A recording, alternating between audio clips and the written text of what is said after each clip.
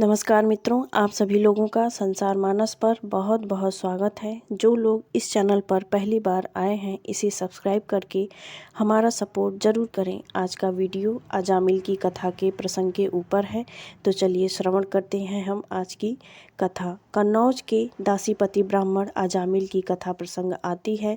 अजामिल बड़ा ही शास्त्रज्ञ, शीलवान, सदाचारी व सद्गुणों का खजाना था।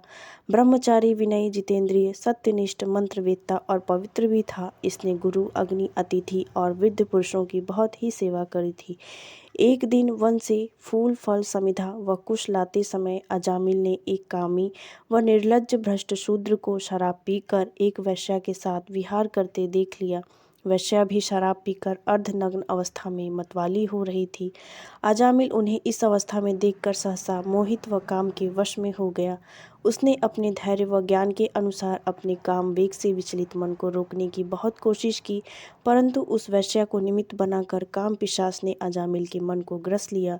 वह मन ही मन उस वेश्या का चिंतन करने लगा और अपने धर्म से विमुख हो गया। उस उल्टा को प्रसन्न करने के लिए अजामिल ने अपने पिता की सारी संपत्ति भी दे डाली। अपनी कुल विवाहिता पत्नी का त्याग कर दिया। धन पाने की चेष्टा में वह पतित कभी बटोहियों को बांधकर उन्हें लूट लेता, कभी लोगों को जुए के छल से हरा देता। किसी का धन धोखाधड़ी से ले आता तो किसी का चुरा के लेके आता। इस प्रकार उस कामी ने उस आयु का एक बहुत बड़ा भाग, लगभग 88 वर्ष बिता दिए और वैश्या के 10 पुत्रों का लालन पालन करता रहा। अजामिल के सबसे छोटे पुत्र का नाम नारायण था। वृद्ध अजामिल ने पुत्र मोह में अपना संपूर्ण हृदय अपने बच्चे नारायण को सौंप दिया था। उसकी तोतली बोली सुनकर अजामिल फूला ना समाता। उसे अपने साथ ही खिलाता पिलाता व उसी के मोहपाश में बंधा रहता। वह मूढ़ इस बात को जान ही न पाया कि काल उसके सर पर आ पहुंचा है।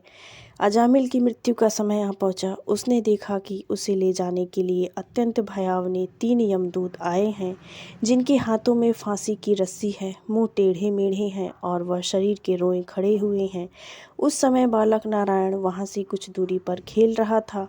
यमदूतों की भयावह छवि के व्याकुल अजामिल ने बहुत ऊंचे स्वर से पुकारा, नारायण नारायण। भगवान के पार्षदों ने देखा कि यह मरते समय हमारे स्वामी भगवान नारायण का नाम ले रहा है, अतः वे झटपट वहां आ पहुंचे।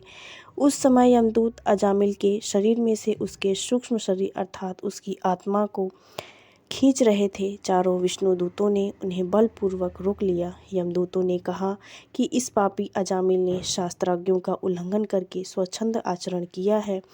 इसने अनेकों वर्षों तक वैश्या के मल समान अपवित्र अन्न से अपना जीवन व्यतीत किया है। इसका सारा जीवन पापमय है और इस पापी के पापों का प्रायश्चित दंड पाणी भगवान यमराज के पास नरक यातनाएं भोग कर ही होगा।